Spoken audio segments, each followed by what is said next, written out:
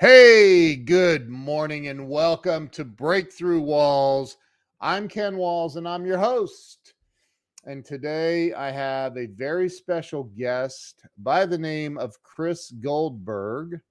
And Chris is doing some amazing things in the world to help children and super guy. You will see here very shortly. So do me a favor, and if you would, go ahead and share this out to both of your friends. I'm kidding. That's a Jeffrey Gitomer joke. Share this out to everybody that you know. This is going to be a great show. We'll see you in a couple of minutes.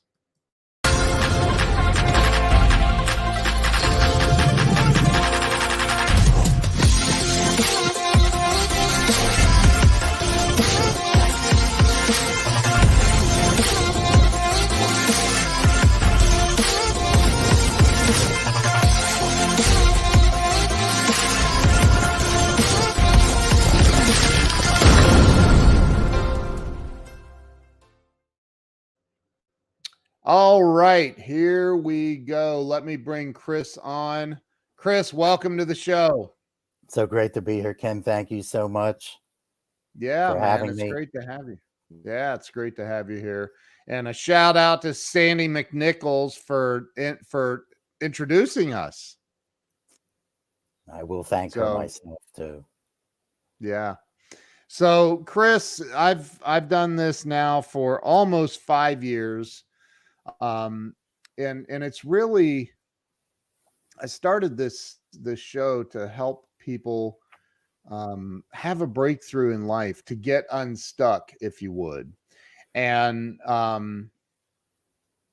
I think that there's a lot of healing power in hearing other people's stories of trials and tribulations and overcoming and achieving. So why don't we start with you telling everybody where you were born and raised?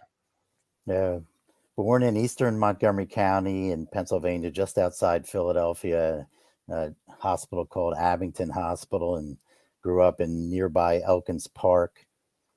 And I have to, I guess if it's okay, I'll tell you a quick story. Yeah, sure. My mother's name is Beverly Goldberg. It's a pretty famous name.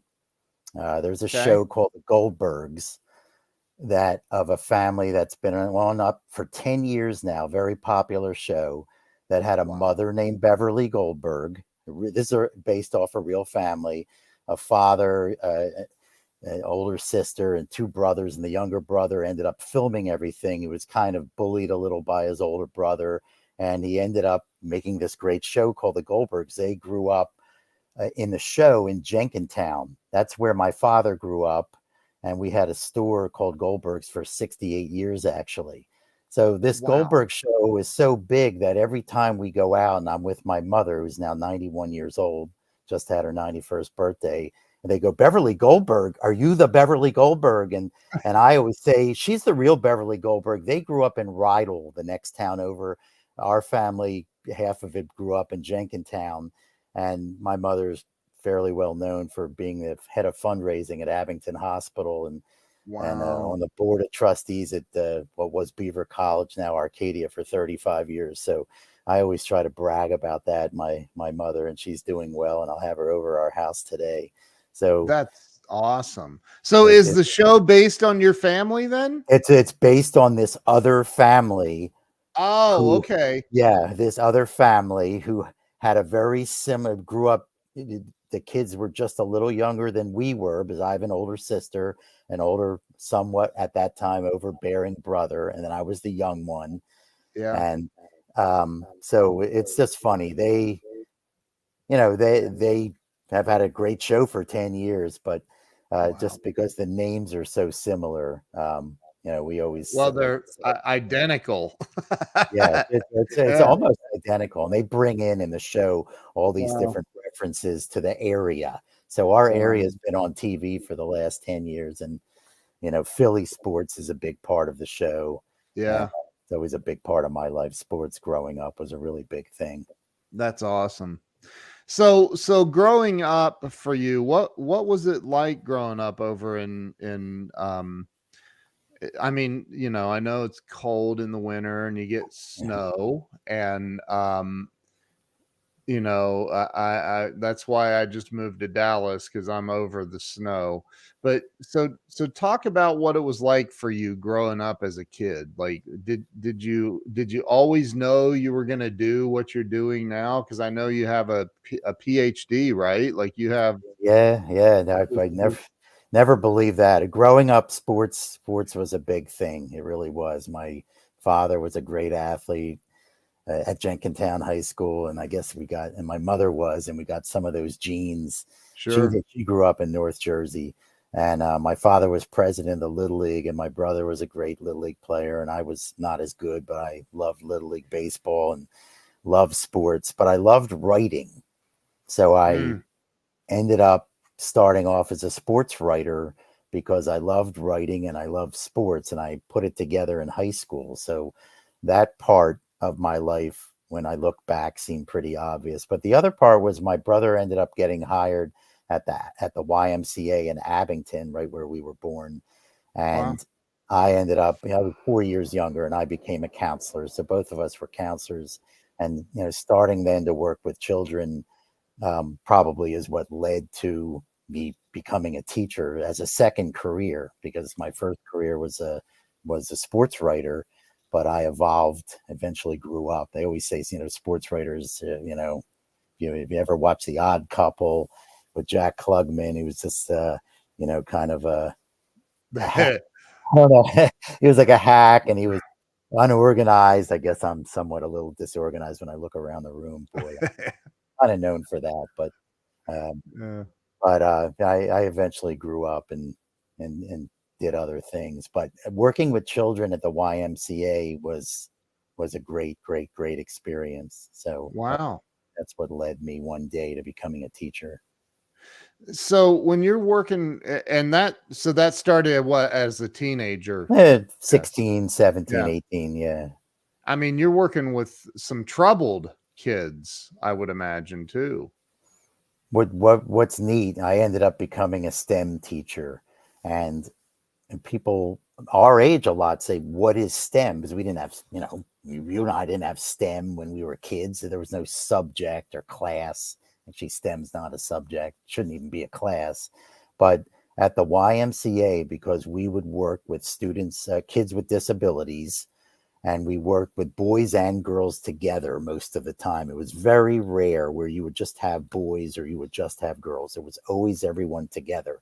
And Yeah. when we would play, we would want to play baseball, but it wasn't fair. The girls hadn't played baseball back then. Nowadays, girls do play baseball, but Yeah. they didn't play baseball. And then we had kids that couldn't hit a softball because of their disabilities. And my brother and I came up with a new game where we used a tennis racket, a tennis ball, and even then we found that some of the kids couldn't hit the ball straight within the first and third base, again Yeah. because of their disabilities. And we made it a whole new set of rules. You could hit the ball anywhere. Fielders would be all over the place, front, back, behind the cage, and we involved all students. And Wow. that really was the forerunner for what I ended up becoming. And my brother had this great creativity, and I learned from him and others about how to solve problems. And that's really what I became as a teacher. And I think that was the person I always was my brother and I used to make up all these games in the neighborhood and change games around. We took Monopoly and named it after our cat named Clayna, called it Claynopoly, and added in all the different things. This is in 1976, 77. And Wow. now 20 years later, Monopoly ended up having a game for every town in the United States, probably, Yeah. when it used to just be Atlantic City. So we started doing that, but they had it patented, so we couldn't make any money off it. I literally just 2 or 3 days ago played my 12-year-old daughter in a game of Monopoly on this electronic thing she has, and smoked her. She was so mad. And I said, it was funny because she was talking smack during the game, and That's I said, great. That's great. just keep talking. Anyway, so I think that So I think it's unbelievable that as a teenager, you were working with children, other kids with disabilities, where I would imagine I'm basing this on what I saw.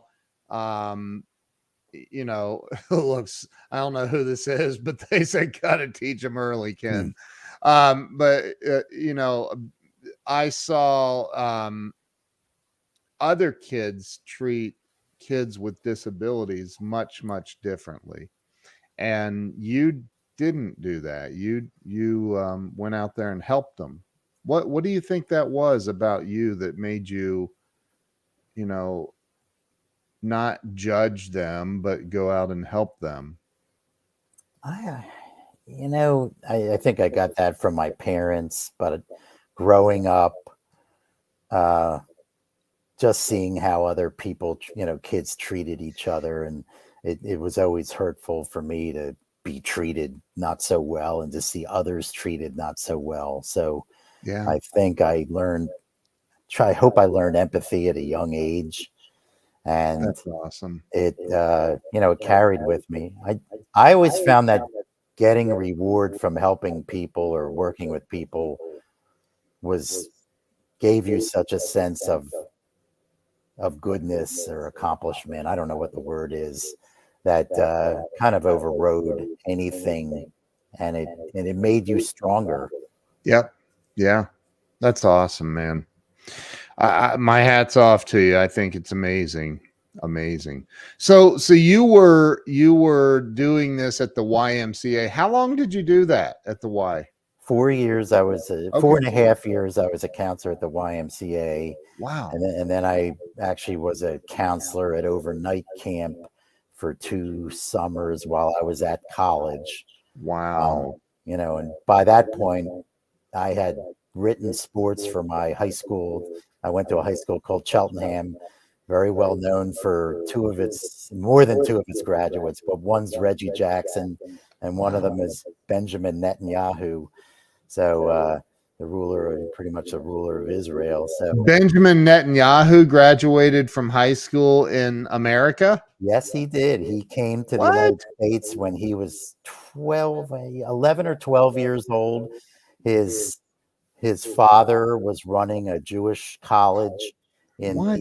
in right near Cheltenham in Philadelphia, and he actually was friends with one of my best friends, or knew one. I got to know one of my best friends because his father knew his father, and he graduated from Cheltenham. And believe it or not, right when he was graduating from Cheltenham, in 1967, there's a pretty infamous or famous war that he had to go fight, and so he's never come back since. And yeah, his brother Yanni, pretty well known that he passed away in this war.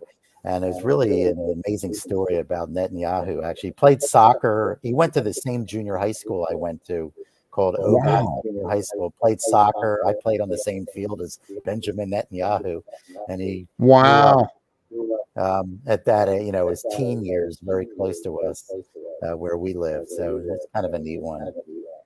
And then Reggie Jackson. Reggie Jackson never came back to visit Cheltenham, but one time when I was a sophomore in high school, he came to visit because his football coach at Cheltenham was my driver ed teacher. And the first time I went, this is amazing. The first time I went out driving, he had me drive to Wyncote, the house where Reggie Jackson grew up, and he had me stop the car. And all of a sudden, Reggie comes out of the house, and I'm looking like, I'm already nervous enough because this guy, his name is Chuck Mahalik. He played in the NFL for 5 years. Yeah. He was the Your driver. driver's ed teacher? And he Oh was my God. Reggie's favorite teacher and coach at Cheltenham High School. And Reggie came out. I was in the driver's side. He was in the passenger, and Reggie was, talking to him through the passenger side window. And I'm like, I don't believe this is happening. And so that was pretty neat. Yeah. That's really cool, man. Wow. So and where did you end up going to college?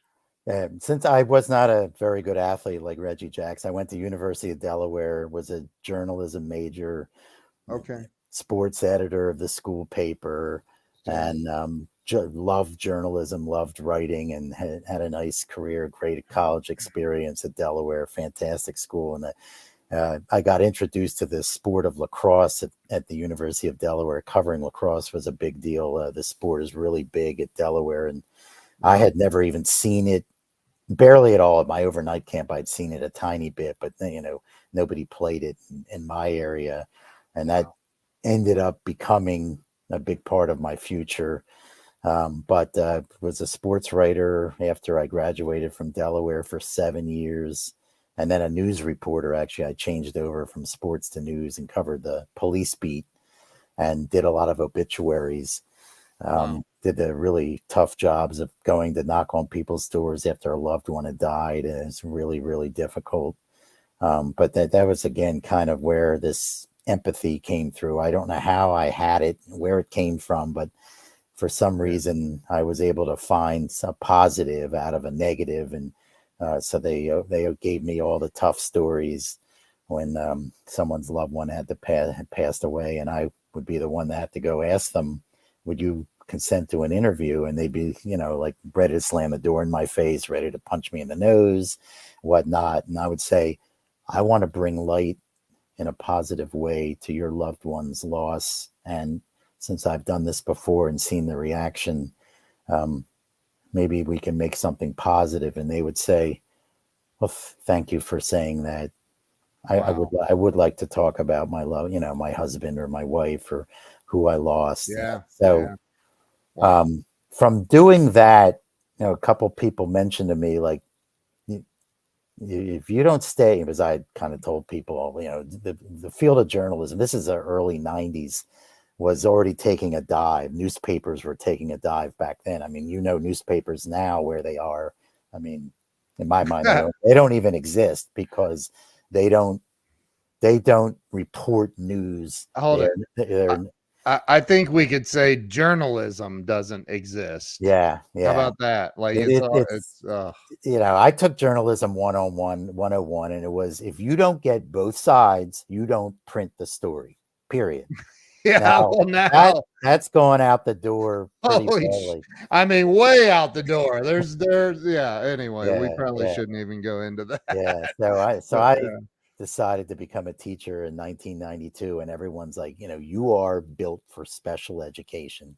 wow. I had worked with Special Olympians, and I had friends that had exceptionalities. That's how we really like to say it, exceptionalities instead of disabilities. And I, yeah, and many people with if you want to call it disabilities or exceptionalities, they see the world a little differently, and they appreciate things more than a lot of people do, than I do. And I like being with people that see the world in a positive way, no matter who they are or Yep. what their situation is. So I decided to go back to Westchester University to be a special education teacher. Wow. And fortunately, while I was doing that, I got a graduate assistantship in technology, which was a very lucky break for me. My professors helped me get to that, and taught a full load of college classes while I was taking a full load of classes, and started to combine technology um, for all students, but especially students with exceptionalities. And that kind of Wow. launched my teaching career in the right path. Wow. That's absolutely incredible to me. So, somebody said you were built for working with kids with disabilities. What does that mean? How is one built for that?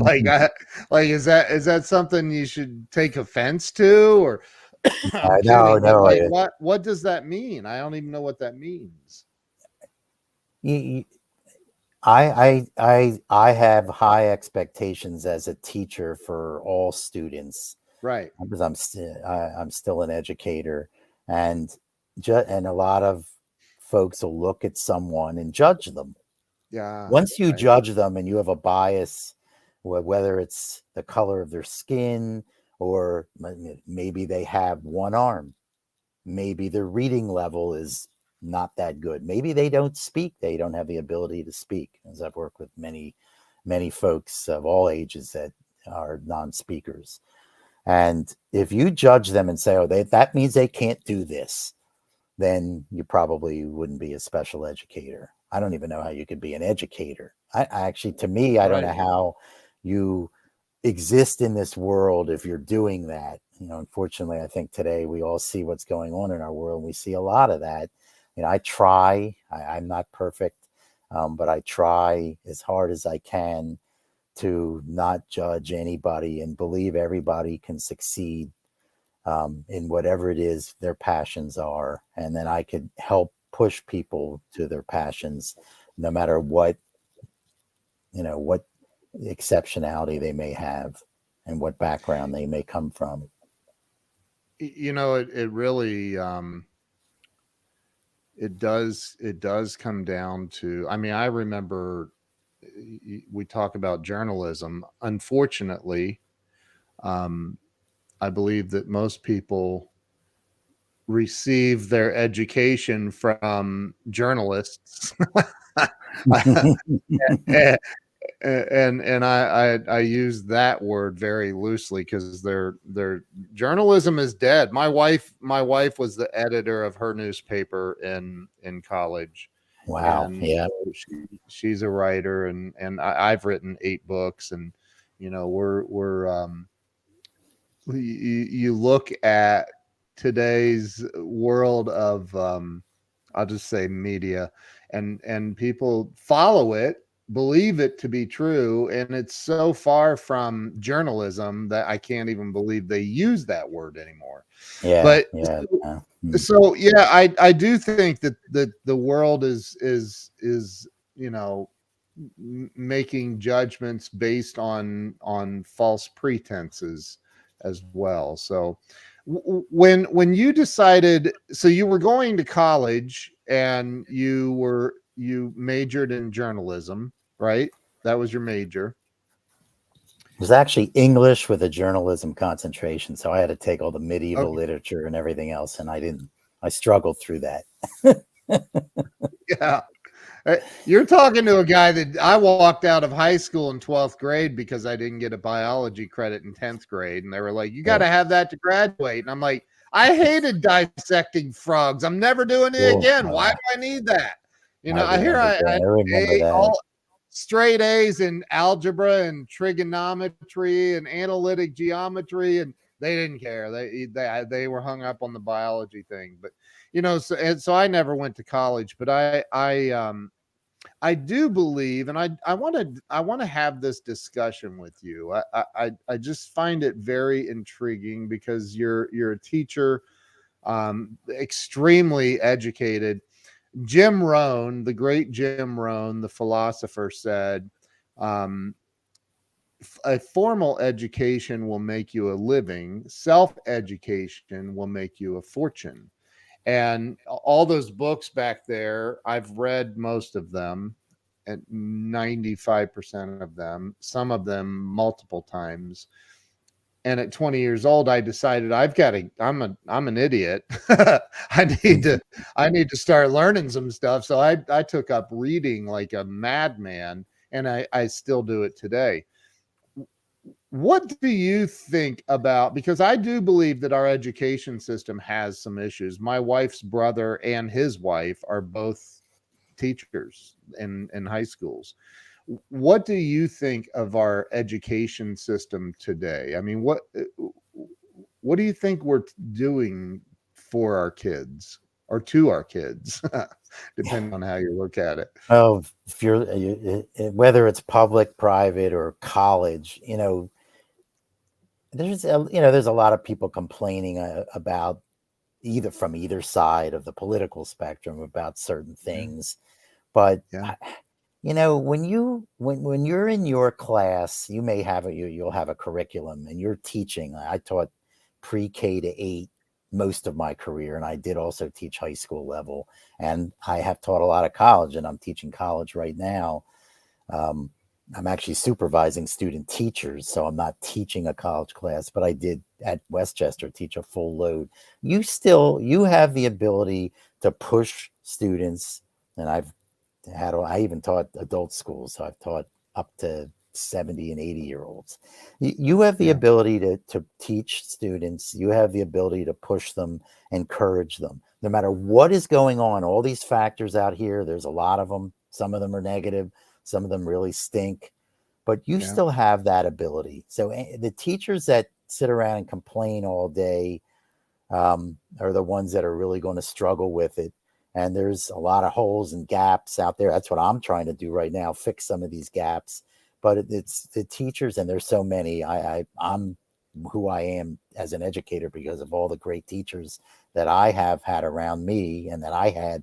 They're the ones that don't complain and say, I'm going to find a way to make it work for my students. So I really feel like that still exists. It's harder now. COVID came. Teaching in COVID was extremely difficult, and it's still there. But despite all the ridiculous things, all we do, teachers, is complain about our principals and our administrators. Um, you got to get past that, and you have to come up with solutions. So Thank you. I kind of feel like, we're not going to get anywhere if we sit around and complain. And teachers still have a lot of leeway in their own way, in their own classroom. Yeah. That's how I see it. I had an English teacher. I'll never forget. I had an English teacher tell me that I was never going to amount to anything. and now I've written 8 books. Guess how many she's written?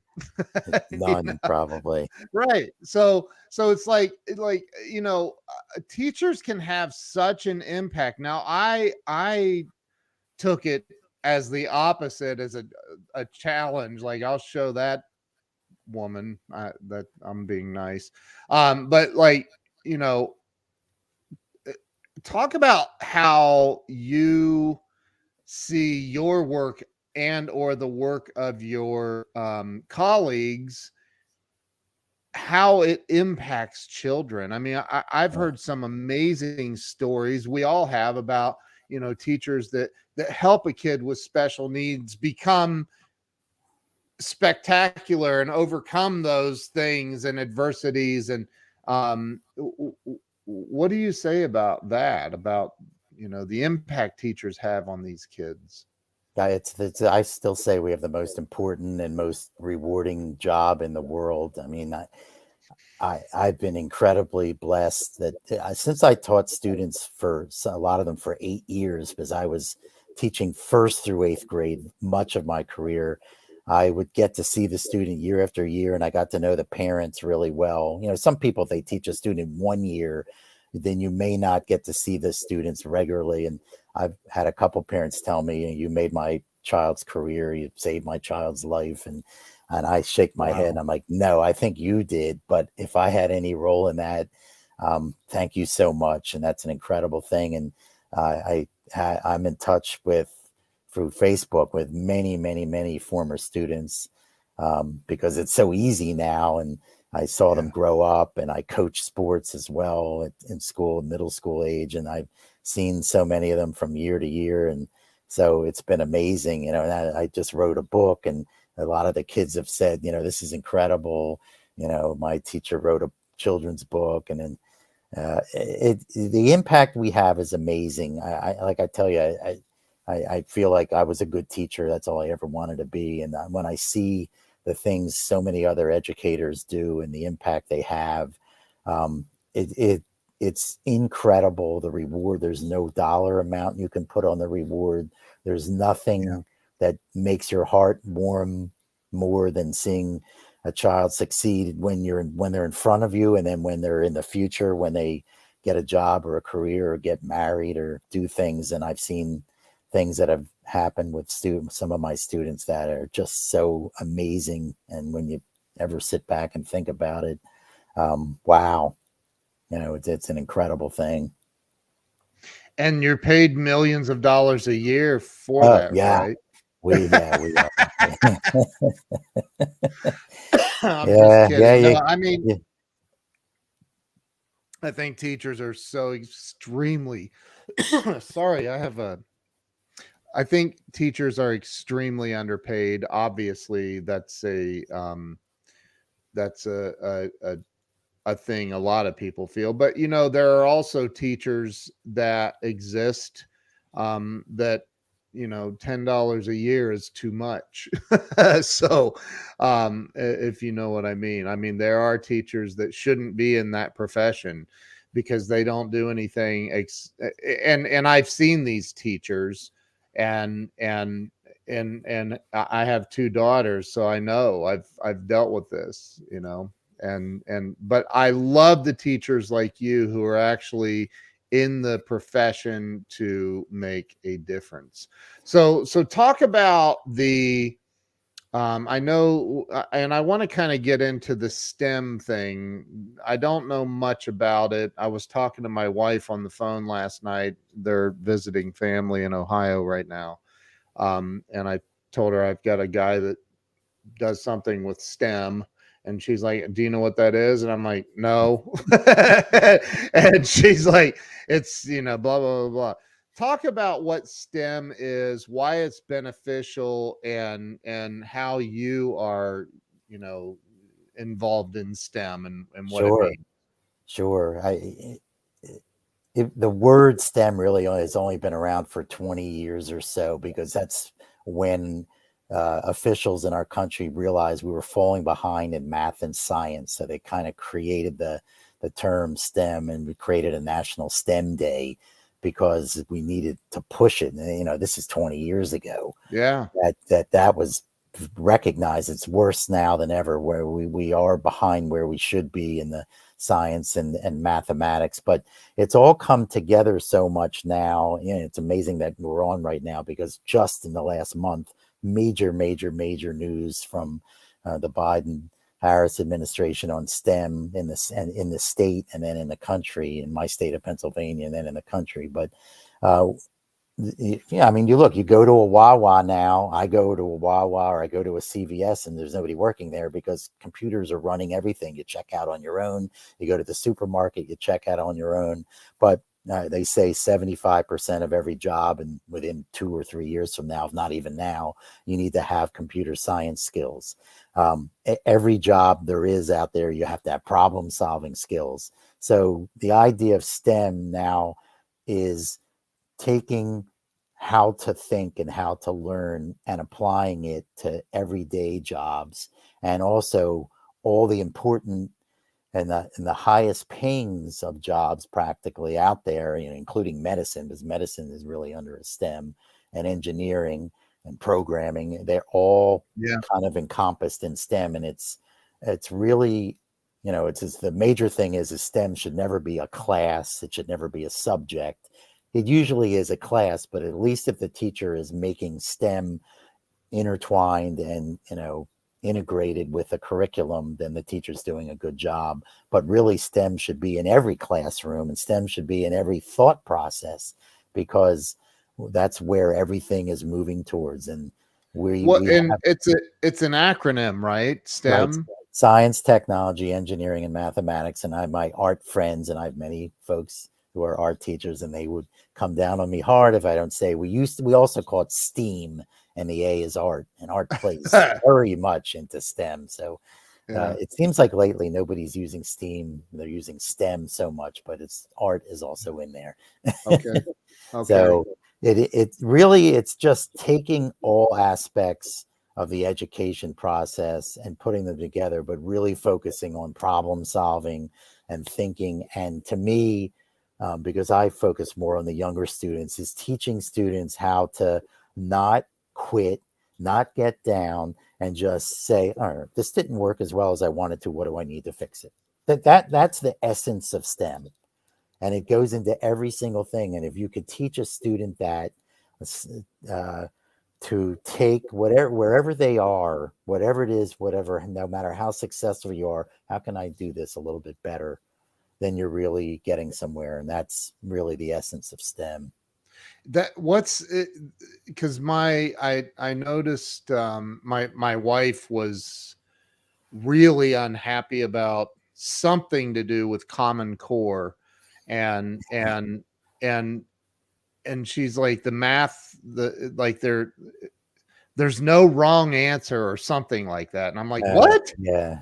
No, 2 + 2 is 4. And like, and she's like, not in common. She tried explaining it to me. I'm like, that's incredibly bizarre. So is this different from Common Core, I'm assuming? Well, I think Common Core always was, it did focus on the thought process. So that part of STEM I like, or Okay. that part of it, it kind of fits into STEM, but you want to get it right too. So I think there are some things in Common Core, we all educators have a little bit of confusion with how it really works. But Yeah, the thinking, teaching students how to think is one big part of it. So I'll leave sure. that discussion to another time. Yeah, sure, sure. So what do you on a daily basis, what's your day consist of? I mean, you said you're teaching student teachers or supervising or Right. what?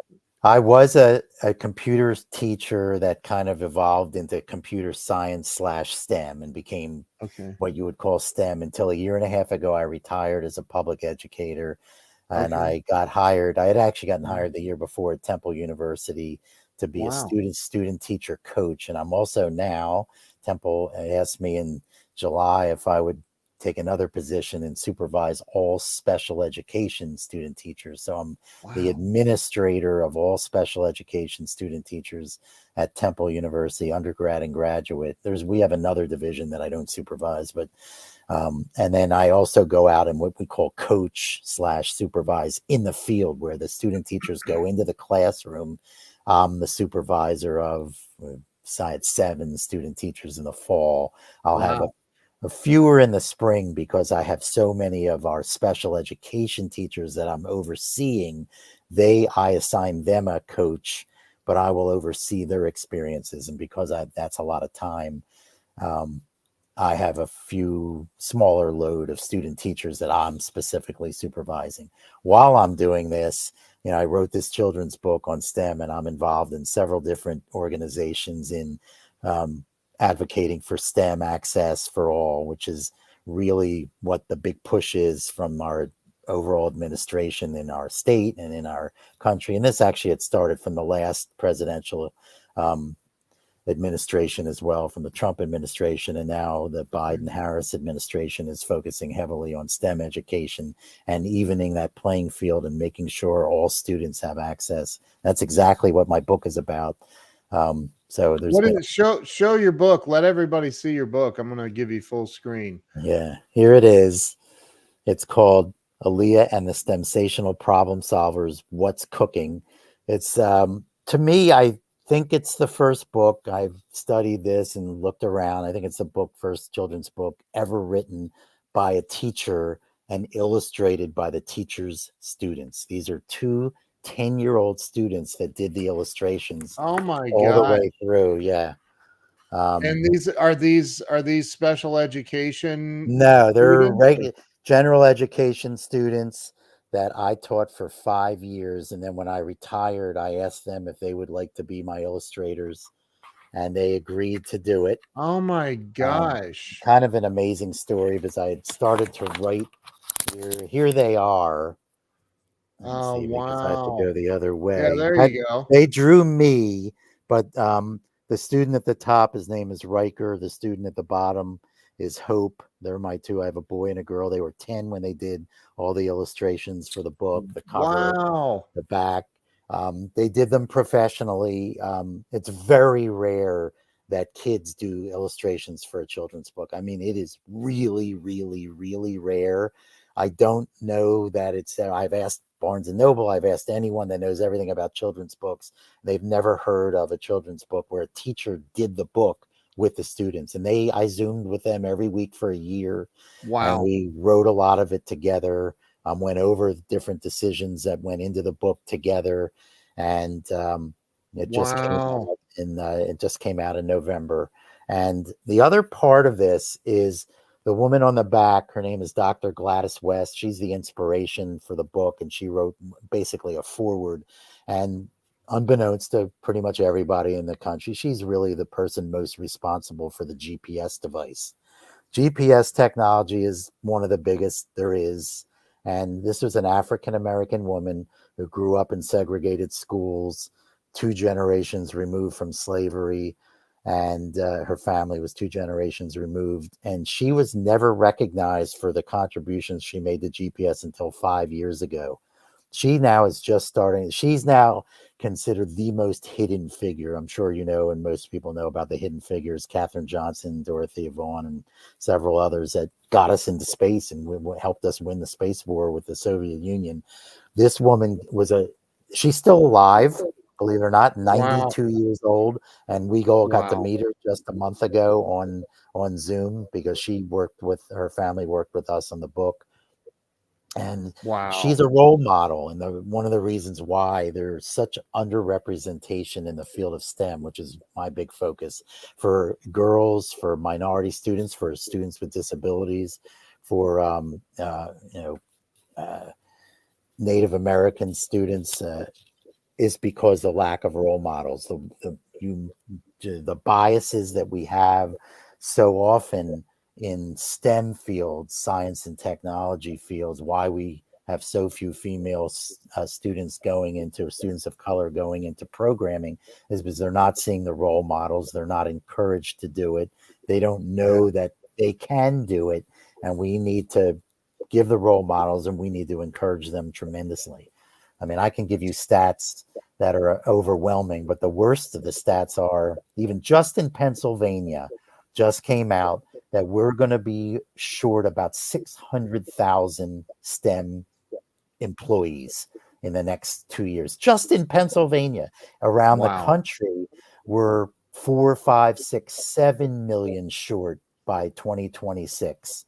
And we're hiring. And I have a website in my lacrosse writing business, and it's always farmed out to someone out of the country. We don't have enough people going into computer science and programming. And, it's our job as educators to make that known, to educate people on it, and then to find ways to encourage youngsters to embrace the field and consider the field. My my brother-in-law, my wife's brother, he teaches technology. He's a technology teacher and the head of all library stuff in the school district that he's in. So I know how important it is. I've been in technology my first computer was a Commodore 64C, if that tells you anything. I taught on one of those, actually. I learned basic programming at 12. I taught myself. But I love technology, and it shocks me. I'm an Apple guy now. I used to be a Windows guy. I used to be the antichrist of Apple. That's what I always say. I was like, I'll never use Steve Jobs crap, and now I'm like, there's no way I'd go back to Windows. But I've been a programmer for a very long time and in technology for a long time, and I find it shocking that, because I'm a teacher now, I have an online university that I own, and I teach a lot of people technology and social media stuff, and it surprises me how, especially when like Google and YouTube University are at our fingertips and people don't use it. Like I get questions like, I'm like, did you Google it? Because it's pretty like out there. Like it's an easy fix, and it shocks me that people don't have that problem solving mindset. Does that stem from, pardon the pun, but does that start at childhood? Like they're just not taught responsibility, or what is it? Well, you get into that, about the parents, but much more of it is now kids have access to everything. They have access to Google, so they can Google it. They have their phone. They have all this. They have that. When you and I grew up, we didn't have these things. If you had to create You had to learn how to entertain yourself. You had to go to a Yeah. payphone if you wanted to contact somebody. When I was a newspaper reporter, I didn't have computers. We had old manual typewriters. And when we had to get news, we used a police scanner, and we drove down there and we found the news, and Yeah. we would call in the information on a payphone. We didn't have the texting and cell phone and social media or any of that stuff.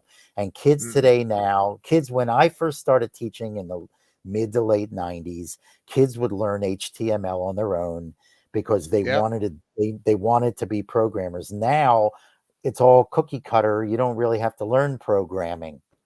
So we Right. fell so far behind in that. And then telling a kid to find information, we would go to the library and research it. Now it's just go on Google and type it in. It's easy. They want a video game, they want anything. They go to a dentist's office. I used to do puzzles and play blocks and play games when I was waiting to get my teeth pulled or whatever, my cavity filled. Now the kids sit on their phone all day and have their technology. So it's not, Yeah. I don't know that it's anyone's fault. It's the way the world is now. And as educators, we have to teach kids how to problem solve. Parents should be teaching them how to problem solve. Not many of them do. So that's teachers' jobs now, unfortunately, besides 97 other jobs. Right. Teachers get a bad rap. It's a tough job. And especially in today's world when, I don't want to go too far down this rabbit hole, but there's one of my favorite books is a book written by Jack Canfield and Janet Switzer, and it's called The Success Principles. The very first principle out of 67 of them that they wrote in this book, the very first one is take 100% responsibility for every single outcome in your life. Oh my God, boy, I wish we could teach that to students. I mean, right? Oh boy, yeah. Like here, we live in a society of blame, and it just doesn't seem to be getting any better. And I really think that we've got to teach that to our kids. Like you take responsibility for your stuff. Unfortunately, it's going the complete opposite way in almost every circumstance. And the worst thing you could ever do is allow people to blame something else. Nothing is fair in this world. Like I think we've all figured that out. It's less fair for some groups of people. It's less fair for depending on where you live and and the biases that are out there. But if you're allowed to blame something or someone for you're not being where you would want to be or where you could be, it's only hurting you. I had a lady on, I had, you've heard of Man's Search for Meaning, Viktor Frankl. His grandson, who's a Facebook friend of mine now and was on the show recently, and he was spectacular. But prior to that, I had Rose Schindler on the show. And she is a survivor of Auschwitz, and she's 93, I believe, lives in San Diego. One of the most beautiful human beings I've ever met in my life was Rose Schindler. And she talked about that. Like, you can't change what happened. Like you can't blame, like, is it fair? No, life sucks sometimes, but you got to take responsibility for your life. And I would love to see somebody develop a curriculum where it's like, today we're going to talk about being responsible, but that's probably not coming anytime soon. No, I think STEM pushes that the most because does it never really accept that you've reached the level. We always want to push higher. We always want to make it better because after something called the engineering design process, which is what my book really focuses on. And once you finish whatever it is you're building and you have reached wherever you are, all right, now how can you make it better? Right. That's always the question. The next question: what would you do different? How can you make it better? So you keep climbing. You got to keep climbing. Once you say, "All right, I'm there," then Yeah. you're not going to move forward anymore. And that's a huge principle in STEM education. That's teaching young children that is extremely important. That don't settle for this. Keep moving. Totally. I yeah, I think that I remember hearing Brian Tracy 30 years ago say on one of the CDs for there are people that don't even know what a CD is. Can you believe that? But like actually it was a cassette tape I was listening to, but he said if you really want to make it be a success in life, in business, find a void in the marketplace and fill it, or take an existing product or service and make it better. Pretty simple. So I've always thought there's got to be a better way. If there's something really difficult, I'm always like, there's got to be a better way to do this, and I think that critical thinking and problem solving is so daggone important, man. And it sounds like you're pushing that agenda. Oh yeah. Well, it's funny that you were saying find what's out there that's the most need. When I went into special education, that Yeah. we have a tremendous lack of special educators in this country. So I'm kind of proud to be involved in helping young pre-service teachers in special education. But I didn't stay a special education teacher very long. I moved to technology because I found I could have more success working with students of all abilities and in what we call inclusive classes. My classes would have all the students from the population in the school. So Yeah. my students with disabilities would be in with my call them general education students all together in one large class. That's And awesome. they excel when they're with the general population. When the teacher says, I'll make accommodations when you need them, but you Yeah. may not need them. When you do need them, I'll make those accommodations. But I'm going to expect you to do all the work and fulfill your potential like I would any other student. And I found that, if you could do that, you were doing something important and something valuable. And that's where I ended up being as a special educator in what we call general education, because we need that so badly. And I loved working with all students because I found that when students work together in teams, we got past all that, because Yeah. it didn't really matter what their abilities were because everyone had something that they could contribute. Amen. Amen. I love that. And it also teaches like we can all work together, Yeah, yeah. right? Like it doesn't matter who you are, what color you are, what your abilities or disabilities are. There's a way to make it all flow. And that's life, like learning how to flow. So let me ask you this question, Chris. The and I ask this question of every guest. If you in your opinion, what do you think holds people back from, number one, real financial success and freedom in life? And I don't care what anybody says. I've been broke and homeless, and I've been wealthy, and wealthy is better. So you know what do you think stops people from achieving real financial success and happiness in life, true freedom in life? What do you think? It's easy. It goes. You have to take a risk. I mean, boy, have I taken some risks. I went back to college at the age of 32. I spent all my money. It's all gone.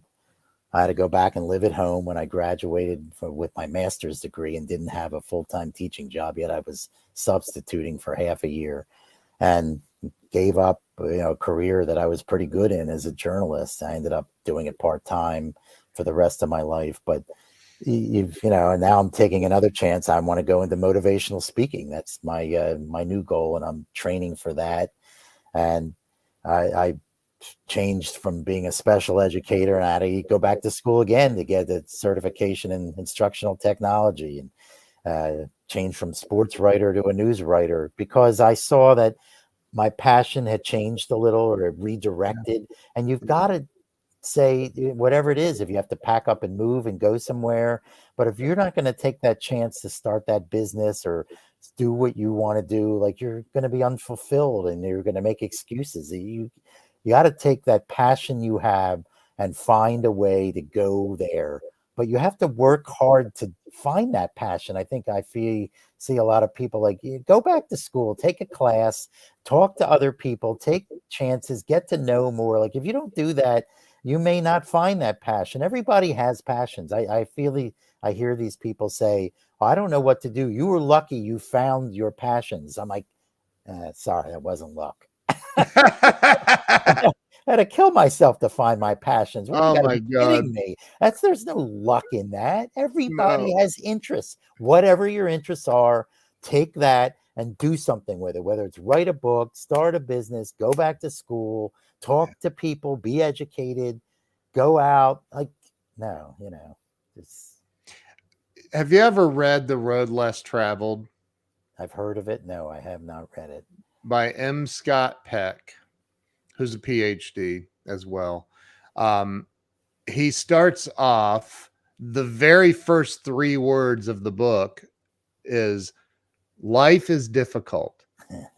Right. And then he said, I'm not trying to set you up to be a victim. I'm saying life is difficult. And the sooner that you accept that life is going to be difficult, the sooner you're going to be able to transcend all of life's difficulties. It goes back to that taking responsibility and not blaming anybody, right?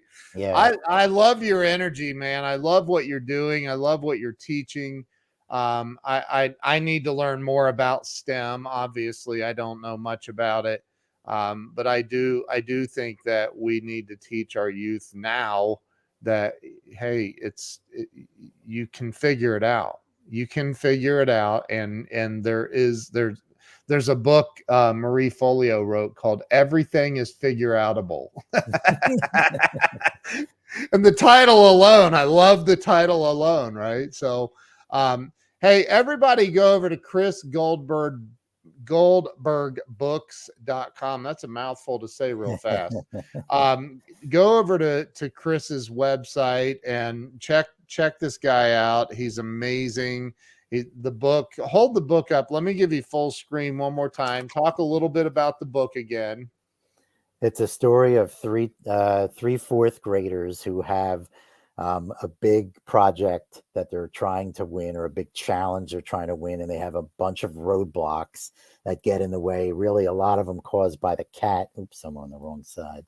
It's weird because it's reversed. On this side here, you can see the cat. There's the cat. Yeah, the cat, name is Whiskers, causes all kinds of problems, all kinds of havoc, as cats always do. And I have 2 cats, and boy, am I solving problems with them all day.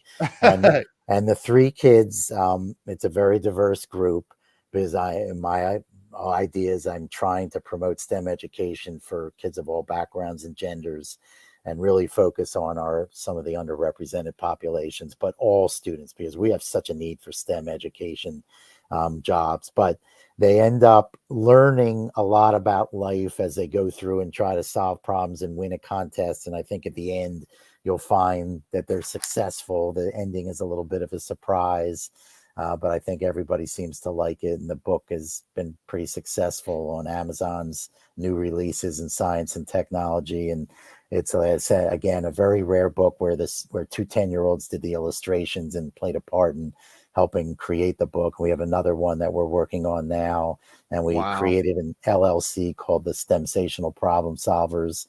And that's where I'm headed. And the kids are involved in this. They're incredible. They're going to, I think, go into the STEM fields. They're both exceptional children, and they're in 6th grade now, and I see them a lot actually, and I got to know their parents really well, and it's really a neat thing.